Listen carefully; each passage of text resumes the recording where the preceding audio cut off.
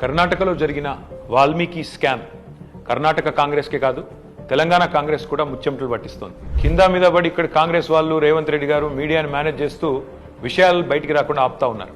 కానీ ఆ మబ్బులు కూడా తప్పకుండా 4-5 రోజుల్లో విడిపోతాయని నేను అనుకుంటాను. గవర్నమెంట్ డబ్బులు గవర్నమెంట్ అకౌంట్ల నుంచి అక్రమంగా ఏ కారణం లేకుండా సరిగ్గా పార్లమెంట్ ఎలక్షన్కు ముందు 180 కోట్ల రూపాయలు దారిమల్లినాయి. కర్ణాటక ముఖ్యమంత్రి స్వయంగా సిద్ధరామయ్య గారు అసెంబ్లీలో ఈ వాల్మీకి స్కామ్లో భారీ ఎత్తున డబ్బులు దారిమల్లినాయని ఆయనే ఒప్పుకున్నారు.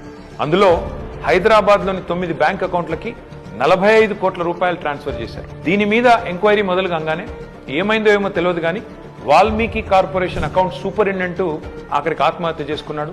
ఇవాళ ఆయన కుటుంబం రోడ్డున పడే పరిస్థితి. బ్యాంక్ అధికారులతో సహా 11 మందిని ఈడీ అరెస్ట్ చేసింది. కర్ణాటక నుండి మన తెలంగాణకు అక్రమంగా ఈ డబ్బు ఏ అకౌంట్లలోకి వచ్చింది, ఆ అకౌంట్లు ఎవరివి, ఈ తీగ లాగితే తెలంగాణ కాంగ్రెస్ డొంక మొత్తం కదులుతా ఉన్నది. మొన్న పార్లమెంట్ ఎన్నికల్లో తెలంగాణ కాంగ్రెస్ పార్టీ తన ఖర్చులకు ఈ డబ్బులే వాడినట్టుగా అనిపిస్తా ఉంది.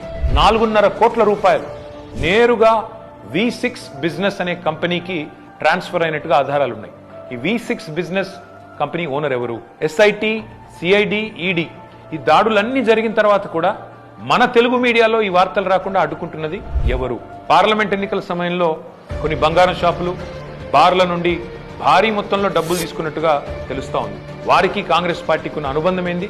ఇవన్నీ కూడా బయటికి రావాలి. కర్ణాటక ముఖ్యమంత్రి సిద్ధరామయ్యను గనక పొరపాటున తొలగిస్తే పక్కన ఉన్న తెలంగాణ సర్కారు కూడా కూలుతుంది అని ఈ మధ్యనే కర్ణాటక మంత్రి సతీష్ జరికోలి అంటున్నారు.